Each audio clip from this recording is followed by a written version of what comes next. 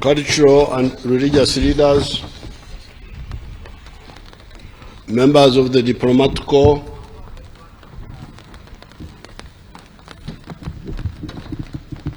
the wananchi, distinguished guests, ladies and gentlemen. In fulfillment of the constitutional requirement under Article 101, Clause 1 of the Constitution of the Republic of Uganda, I am here to deliver the State of the Nation Address 2024.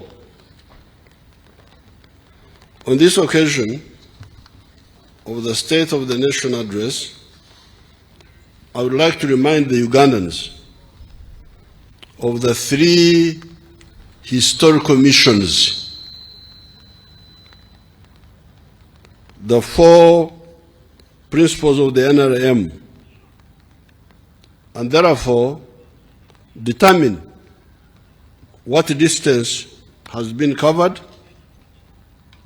in prosecuting those goals and what remains to be done,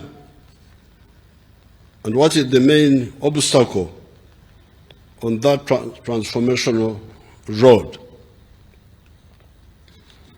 Our movement came on the scene initially as a student movement, getting elements from the old political parties of UPC, DP, and Kaweka Yaka that had sectarian platforms, misusing the politics of identity, religious, tribal, and gender chauvinism. After careful analysis, we established that Africa needed us to pursue three historical missions.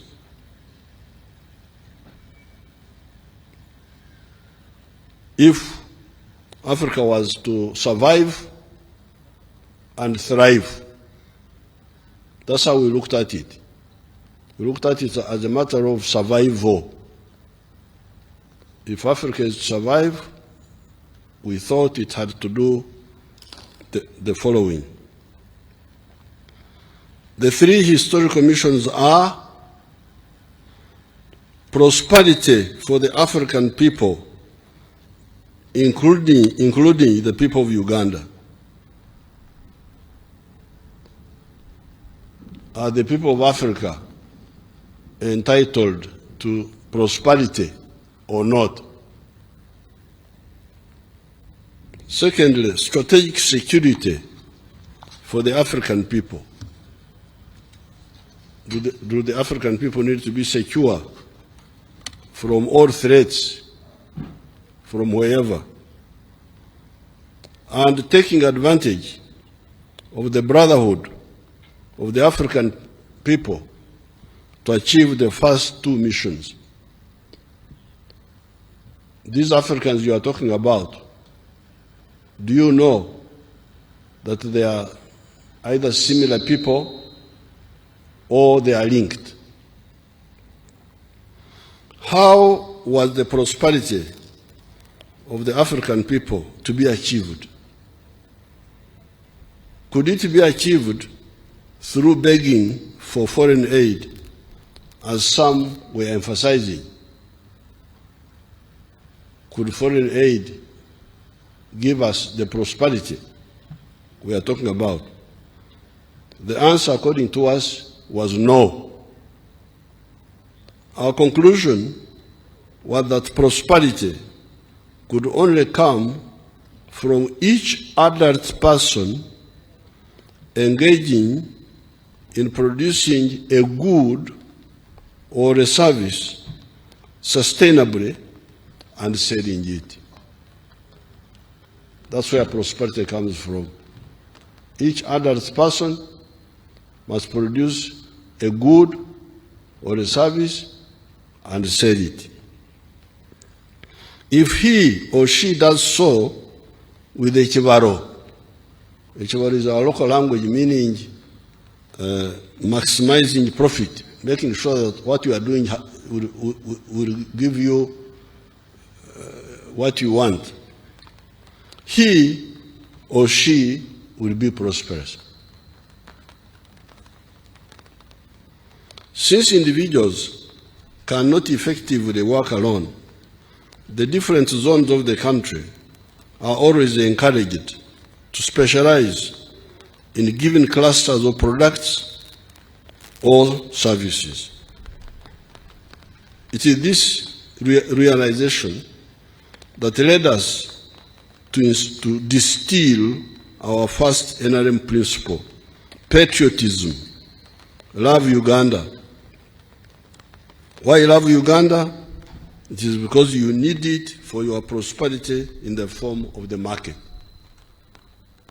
Whether you like other Ugandans or you don't like them, but you need them for your prosperity, because they need to buy what you produce so that you are able to be prosperous.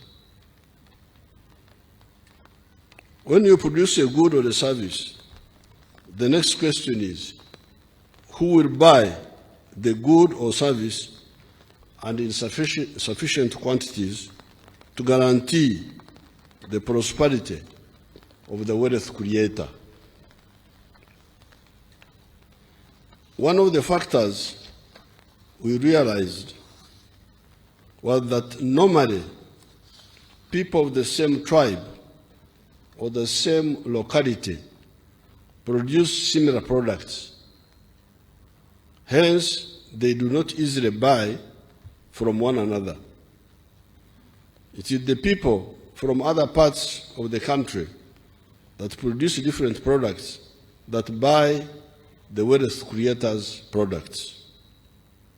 Therefore, the opportunists that promote sectarianism and parochialism, starting with their relatives, they are pseudo-prophets. Banabi Abib Shuba, Banabi Abu Bulimba. The Historical Mission of Prosperity pushed us to discover the second NRM ideological principle, that of Pan-Africanism. Love East Africa. Love Africa. Those who are the guests who are not from here, from East Africa, they had us playing two anthems, the anthems you had. One anthem is for Uganda, the other one is for East Africa. We insist on that in order for us to get out of poverty, we need Uganda, we need East Africa, we need Africa. Because if they buy what we produce, we are going to be prosperous. And if we also buy what they produce.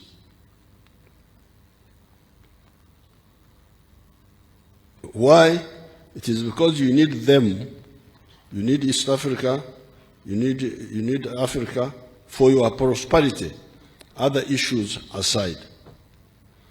When wealth creators get serious with production, when they increase the production of goods and services, the internal market is no longer enough. When you see people talking of tribes and religions, it is because they are not serious. Because if you are a serious wealth creator, there is no way you can talk of a tribe or religion. Because you need the pockets of so many people to support your prosperity.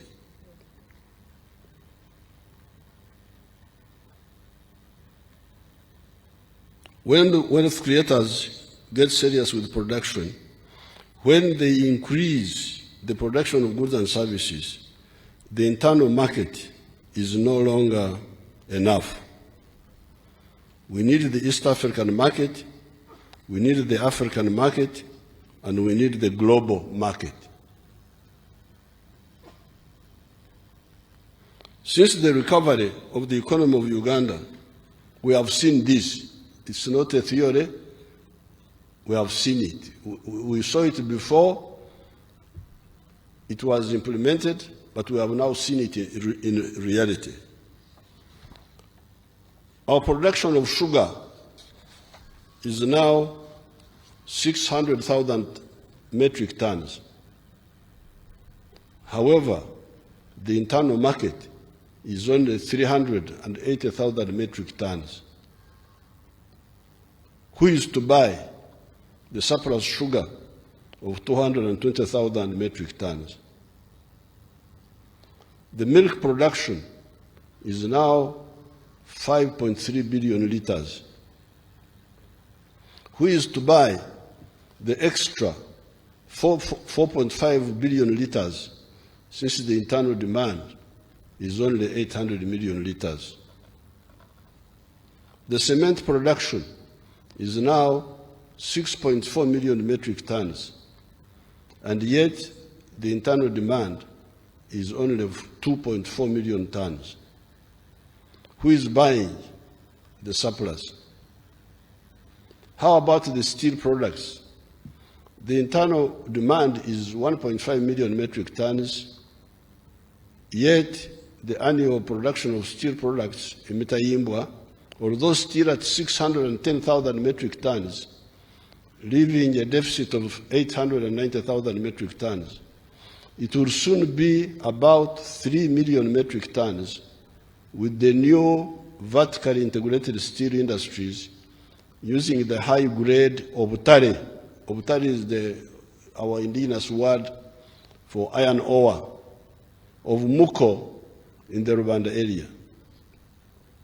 So soon our production will be 3 million metric tons of steel, and yet the internal demand is 1.5 million. Who will buy the surplus steel? The products of the new vertically integrated factories will completely wipe out the need for importing high-quality steel for hydropower dams, the railway, high-rise buildings, etc., that need very strong steel, different from the steel of the recycled steel products from scrap metal. Because up to now, we have been using scrap metal, the old tanks of Idi Amin, to make steel. But now we are going to use our iron ore, our obutare, the best in the world. There is no other iron ore which is richer than this one, 70% pure. Even now, we also import steel ingots and add value. Some of this steel is re-exported to the region. The answer for all these questions is that it is mainly East and Central Africa that are buying the surplus. The commercial area is buying goods and services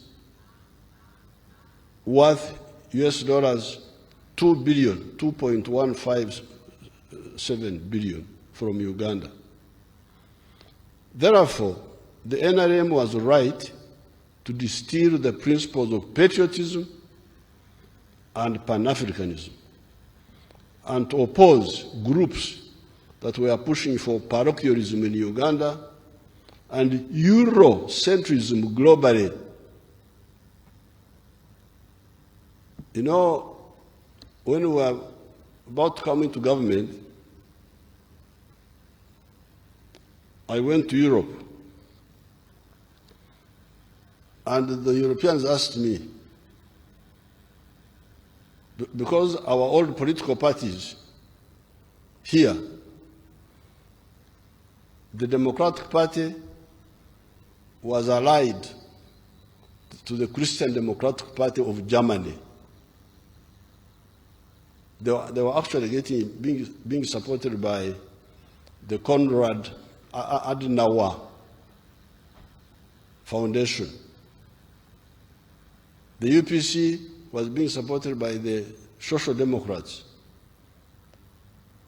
They have got their group. They are the ones who helped them to build the Uganda House, to start building the Uganda House. Then the government built it using the government money. And when we came, some people wanted me to take back the building. I said, no, watch it. So these fellows expected us to side with the European parties, Social Democrats versus Christian Democrats. I said, sorry, I'm not part of that crowd. I am an Afro-centric person. I start with Africa. I don't start with Europe. I'm not a European. So we refused to join those groups.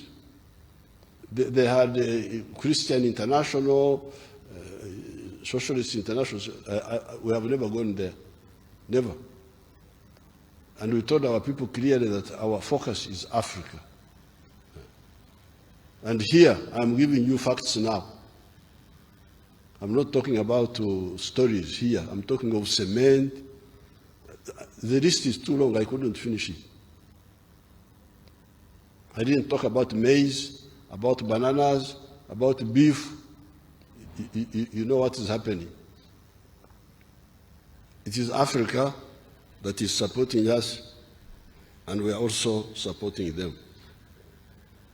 Therefore, the NRM was right to distill the principles of patriotism and Pan-Africanism and to oppose groups that were pushing for parochialism in Uganda and Eurocentrism globally. After the careful analysis, we realized that our prosperity, first and foremost, needed patriotism, that is, love Uganda, and Pan-Africanism, love Africa.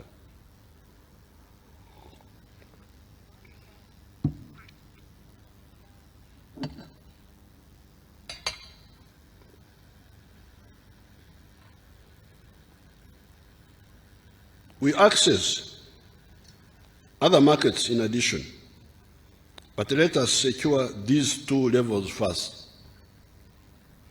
This is why we worked so hard to revive the East African community and to consolidate COMESA.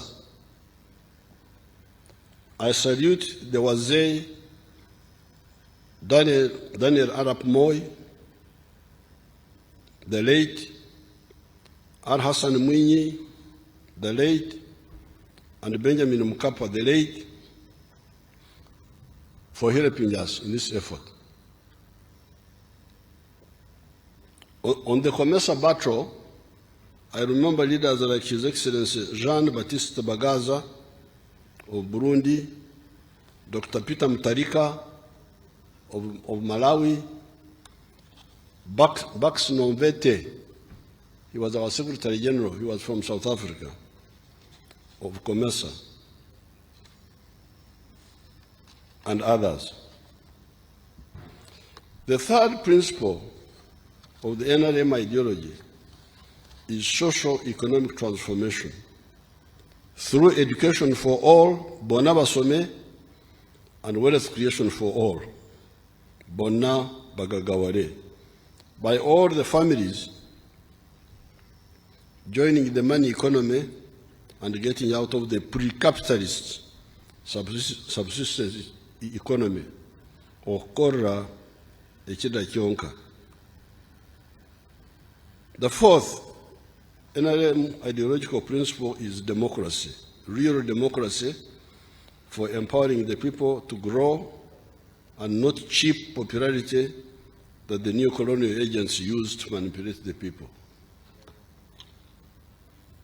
The correct philosophy, the correct ideology, and correct strategy of the NRM. Mark those three words, my friends. The world has got a lot of problems. Africa has got a lot of problems because they make mistakes on philosophy, make mistake on ideology, make mistake on strategy. The correct philosophy, ideology, and strategy of the NRM have enabled the economy and society of Uganda to go through 5 phases since 1986. These phases are, number 1, the minimum economic recovery phase of restoring aspects of the small colonial enclave money economy of the 3 C's and 3 T's. Our small colonial economy was characterized by the economy of the 3 C's and the 3 T's. 3 C's was coffee, copper, and cotton. And the 3 T's were tobacco, tourism, and tea. It was a small economy. But when Amin came, he destroyed it. I didn't have time to explain that. So when we came in, we had to restore that small island. That's why we are calling it enclave. Because enclave means an island of modernity surrounded by a sea of backwardness. That's the situation we had here in the 1960s. And that small island was comprised of the 3 T's and the 3 C's. But Idi Amin destroyed it. So when we came, we had to bring it back. This is the first phase we call the minimum economic recovery. 2, expanding that enclave with the more production of coffee, tea, etc. That small island was producing coffee of 2 million bags. We are now producing 9 million bags. That small island was producing tea of 23 million kilograms before Amin came in. By the time we came, tea production had declined to 3 million kilograms. We are now producing 60 million kilograms of tea. So, number 1, minimum recovery. Number 2, expansion of the small island economy.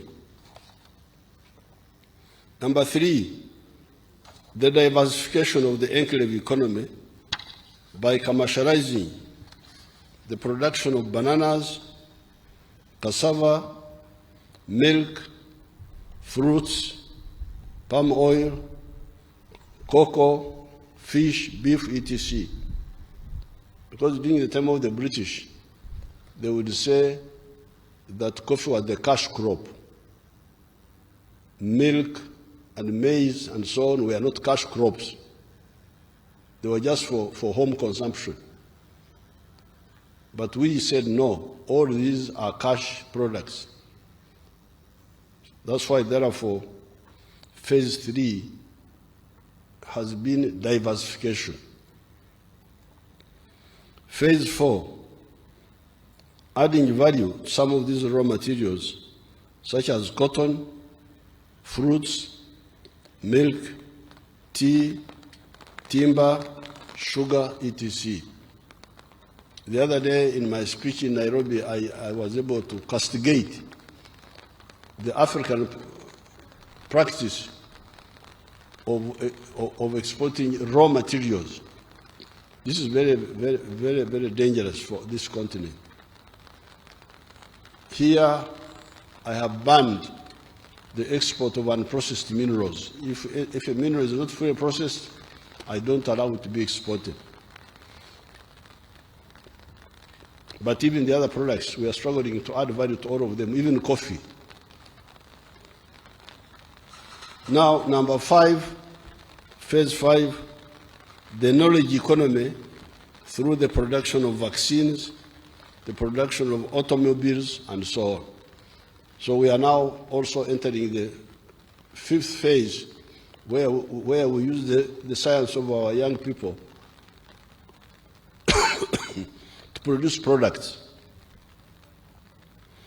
These measures have enabled the economy to grow from US dollars 1.5 billion in 1986 to now US dollars 55 billion by the foreign exchange method and US dollars 180 billion by the PPP method, purchasing power parity method.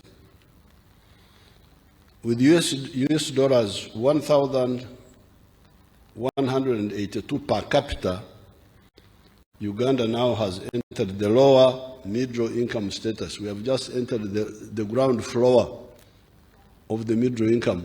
Just the first floor, we are down there now. Mwebale okuyingira mu gorofa esooka. Tumwagala kwekubirako mu ngalo bannange.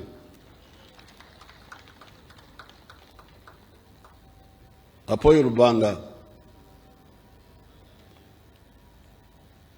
There are, however, still some trade barriers in the East African community.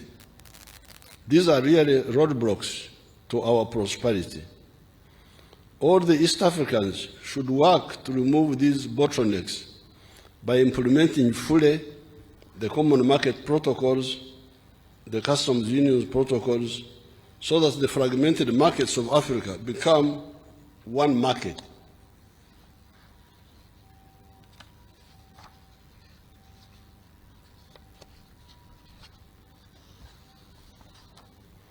With a more united African market, we can then be able to negotiate with other countries for market access to their markets, such as the European Union, United States of America, USA, China, Russia, the Gulf countries, India, etc.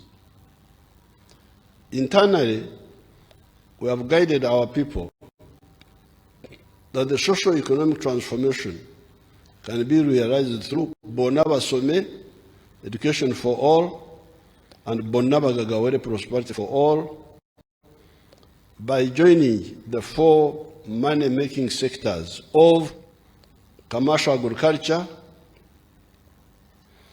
manufacturing, services, and ICT. The government has provided grants or soft loans for wealth creators to use in joining these sectors in case they do not have their own capital. These funds are well known: Operation Wealth Creation, NADS, PMA, Entandukwa, Parish Development Model Money, Emyoga, the Youth Fund, the Women Fund, Grow Money, etc. Some of these have been merged to become fewer funds, but doing the same work. These funds are mainly for the low-income people. The actors that are more empowered should borrow from the Uganda Development Bank for agriculture, for manufacturing, and some of the services such as tourism. We don't give loans for importers of perfumes and dead people's clothes. You know, I was having a big discussion with them here. Those importers, I cannot give a loan to somebody, soft money, for somebody to import dead people's clothes and import perfumes and whiskey and so on. No. The Uganda Development Bank money is for manufacturing, for agriculture, and for some of the services. If you want to import perfumes, go to the commercial banks.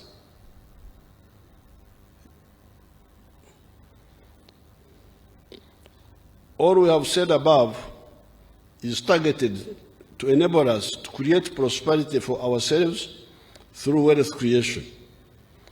The second historical mission is strategic security for Africa. African countries, or indeed other countries in the world, may be prosperous economically. Strategically speaking, however, they may still be vulnerable vis-à-vis other global actors. In the Second World War, the first victims of German aggression were the developed countries of Denmark, Holland, Belgium, etc. Even France was conquered by Germany. Therefore, there is something about size. Indeed, the smaller countries of Europe were rescued by the mighty Soviet Union that defeated Hitler's army at Moscow,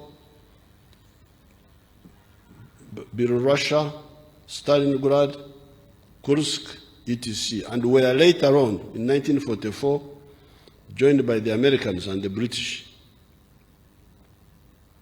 As we speak today, only 4 countries have been able to land on the moon.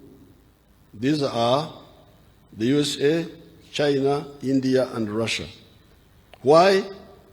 Size and development matter.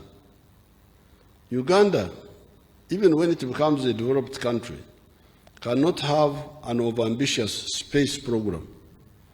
We are working on implementing a limited space program for overhead observation and communication, broadcasting and telephone communication.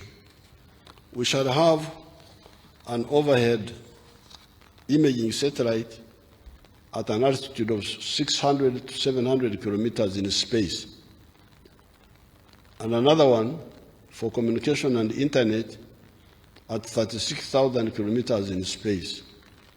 That one we shall share with the other East African countries. These are, however, not enough to defeat greedy and aggressive parasites who seek 4-dimensional superiority on land, land forces, superiority in the air, air force, superiority at sea, navy, and superiority in space, space forces. It is partly for this reason, but also for the purpose of implementing the economic integration of the markets easier, that we, the African revolutionaries, our departed elders, such as Kwame Nkrumah, Mwalimu Nyerere, Sekou Toure, Mzee Kenneth Kaunda, and we, their young followers, put forward the principle of political integration as another element of the Pan-Africanism principle. While we always aim at creating a continental common market for the whole of Africa, we also aim at creating a regional political federation where possible. While it is possible and desirable to create a continental common market, a political federation which represents a maximum form of integration should only be for peoples who are either similar or compatible, and preferably with a common language. This is how East Africa has always been the best candidate for political integration. The peoples of the area are the Bantus, the Nilotics, the Nilo-Hamitics, and the Cushitics, whose dialects are either similar or linked. Those delegates, those visitors of yours from Malawi, from Zambia, I'm sure I can speak with them when we finish the ceremony here. I will greet them. I will say, Muri bwanje, turi wino, muri chari. I'll be talking to them. However, on top of all that, we have the good fortune of having the neutral dialect of Swahili that would easily be the official language of the potentially very powerful Federation of East and Central Africa. This East African Federation, with one army, a common citizenship, in addition to wider common market already talked about in this speech, will provide perpetual insurance for the freedom of the black race and other freedom-loving people in the world. It will have a defense capacity to be present in the 4 dimensions: land, air, sea, and space. How can you insure cars, you insure houses, you insure individual people's health, but forget to provide insurance for the African race? People have got insurance policy. Me, I don't have insurance policy for anything. My insurance is for, if Uganda succeeds, I am insured. I have never, Mom is here, I have never bought insurance policy. Never. My insurance is for Uganda to succeed. When Uganda succeeds, I succeed. But how can you have insurance for cars and buildings and I don't know what, but you don't insure the African race for them to be secure from threats? This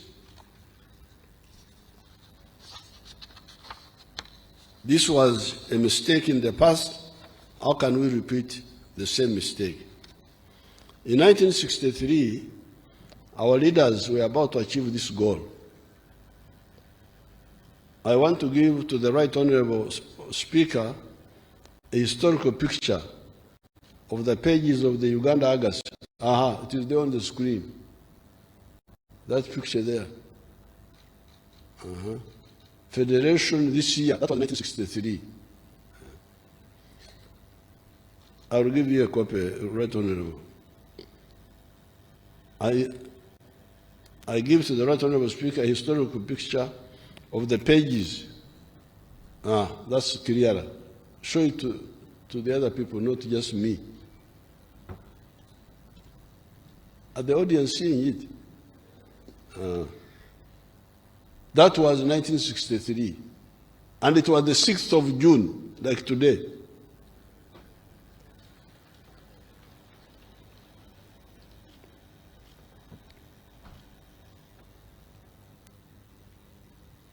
A historic picture of the pages of the Uganda Argus newspaper of the 6th of June 1963 that captured that moment.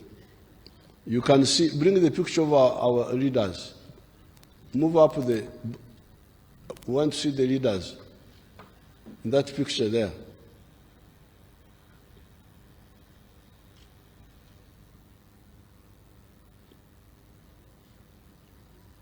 The picture below is, yes, the picture below is, you can see our elders, Mzee Jomo Kenyatta, Mwalimu Nyerere, Mzee Milton Obote, with others, including a delegation from Somalia, declaring the intention to achieve the federation that year, 1963. All the subsequent calamities that befell this part of Africa would never have happened if we had achieved that goal that time. The calamities I'm talking about were the seizing of power by Idi Amin in Uganda, the massacres in Burundi in 1972, the genocide in Rwanda, the collapse of the state authority in Somalia, the prolonged civil war in Sudan, or even the Renamo war in Mozambique, etc. There was no way Idi Amin could seize power here if we had an East African government. It couldn't happen. But the fragmentation, the pseudo sovereignty, you can imagine when Amin grabbed power here, Africans who wanted to oppose him could not do it easily because they were being told, Uganda is independent, Uganda is independent. And even when Amin was killing us, when we would try to get support from other people, we would be told, no, it is Amin's right to kill you because you are his subject. You are his subject. So that missed opportunity was a big setback. A united East African state with one army would never have allowed these tragedies to happen. Indeed, it is the East African cooperation that eventually enables us to solve these problems. However, coordinating multiple sovereign units is less efficient and less prompt in terms of action compared to a united East Africa. The third historical mission is to simply recognize the brotherhood and linkages among the African people and use them to achieve historical missions number 1, prosperity, as well as number 2, strategic security. As we have pointed out a number of times, the African race is only comprised of 4 groups of linguistic classification. These are the Niger-Congo, which includes the Bantu and the Kwa languages of West Africa, the Nilo-Saharan, which includes like our languages of the Nilotic languages and the Nilo-Hamitic, the Afro-Asiatic, which includes the languages of northern Ethiopia, and the Khoisan. Khoisan they are called the Bushmen in South Africa. They used to be called Bushmen. These groups have linguistic similarities within each cluster and linkages between them. In other speeches, I have demonstrated this. You can check on those explanations. The NLM line has been that the people we are trying to unite for the sake of their prosperity and strategic security are either similar or linked. It is therefore a betrayal for the African political classes to fail to grasp this and instead preach sectarianism, parochialism, etc. I therefore call on the Ugandans, especially the Bazukuru, to audit what has been achieved vis-à-vis the 3 historical tasks and the 4 ideological principles of the NRM, see what has been achieved and what remains to be done. Then you should do your own part to do what is not yet done. With patriotism, we have been able to unite the majority of Ugandans. That is why the NRM always wins with a majority on the first round when we go for elections. On the side of Pan-Africanism, we have revived the East African community together with the Wazee Daniel Arap Moi, Al Hassan Mwinyi, and Benjamin Mkapa. Later, our brothers from Rwanda, Burundi, Congo DRC, South Sudan, and recently Somalia joined the East African community. This has helped cross-border trade. Uganda exports goods and services worth US dollars 2.1 billion to the East African countries, and goods and services worth US dollars 2.157 billion to the COMESA countries. There are, however, still non-tariff barriers.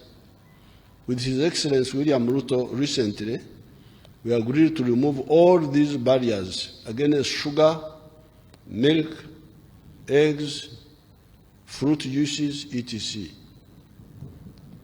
Saying that X country has got good rains this year and harvested a lot of maize, and therefore X country